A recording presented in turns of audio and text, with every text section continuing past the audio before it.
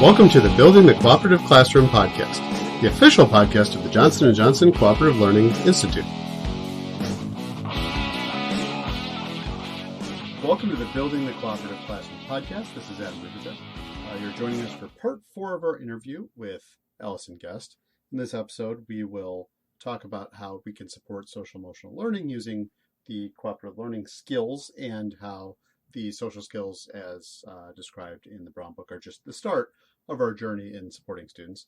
In addition, Allison reflects a little bit on her 15 years in the cooperative learning game and what comes next. So this is our final installment of the interview with Allison. We're so lucky to have her, and I hope you enjoy.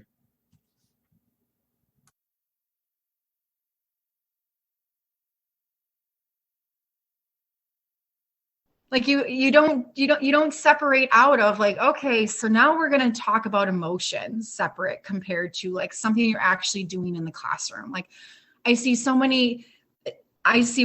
go with the emotion part. Like I see so many great English teachers that are incorporating that into the characters as they're reading a novel or a short story or just an excerpt from something. I mean, they talk about like the emotion of the character, but then they also like, well, how do you relate to that? So like they're bringing, the self back into that, where I go to, if you go to a science classroom, I'm seeing then it's not the emotion part, it's something else, but it's related to like working together, who's contributing ideas and actually like listening for that then while they're working. I see that in a Socratic seminar in class where, you're having, conversation. And when teachers are struggling to figure out, when you hear that, it's like, I tell them like, let's go and see somebody else. Like, let's go and watch this classroom to see how this goes out. Or, hey, that's a great conversation to have with your instructional coach. Or if it's a newer teacher that's like, I'm sitting through cooperative learning right now for Brown Book again, then with Aaron, it's awesome. But it's awesome because I'm seeing the teachers like in my building, then how they're trying to incorporate that, or they're recognizing like, I'm having this issue, where should I embed this, and being able to offer some suggestions. I'm also trying to like not tell them what to do, like trying to get that they're really good and trying to figure that out. But going back to Adam, your point, it's that to me, it's challenging, I think, for me then because I'm always thinking as a teacher of like, well, yeah, you just put it all together, but then trying to show some examples for people of what that actually looks like, or helping them work through that to embed that through maybe, especially through evaluation, when I have opportunities for formal observation, especially during like a pre-conference, to talk that through with people. Then I think it just it goes back to the like, if I try it, then I try it a couple of times, then they get the hang of it. And then they're like, okay, I can do this. Makes them, I think, then just feel it. They feel empowered in the classroom to be able to continue. Yeah, I just want to bring us back to that game board, because I think you mentioned some really great things there, Allison, which is, that we're not being as culturally responsive as we possibly can be. And I really think that it comes down to, for the longest time, that game board was everything for us as trainers. And I think we learned too that like, you can still have the 4 F's, forming, formulating, fermenting, functioning, like those, not in that order, but you can have those 4 F's. But as a community, what do we value? Like if we were really hitting it as a group, what social skills would we see, and where do we go from there? And I think having that conversation with your students and realizing that every classroom is going to be a little different. And, now you've got this game board to relate back to if you get stuck. But not using that as like the be all end all, I think is what we've learned over time in 20 years or whatever it's been of doing this. Yeah, I think it's a good starting point. I'm always thinking about when teachers are starting to figure out, well, what do I want to talk with my students about? I'm always thinking like contributing ideas and encouraging words. Like those are 2 good ones. And then it then starts to evolve. But then, you don't have to always go off the game board. I always loved, what is the difference between authentic engagement and compliance, and having students T-chart that to really like dig down what is that, and then where are we going to embed that? Because I feel like that's in every class. I don't know though how well I did that when we talk about the culture responsiveness. Like what does that actually look like or sound like, and really making sure I'm always thinking now, like, okay, well, if I was in the classroom now and I was doing that, how much more aware I would be in what students are saying and sharing, and really making sure that we're hearing all students. Then when it comes to especially that, because I keep thinking about the difference with what is compliance and what that looks like, especially for being white. And when you're not white, how does that look? How does that feel? And I think that is a really good conversation to have with kids. It's a great conversation to have with adults as well. Yeah. As a teacher, how do you know your students are actually engaged versus compliant? As we change grading practices, as we look at the way that we're truly assessing learning, we find that over the last 50 to 100 years, compliance was probably at the top of that list.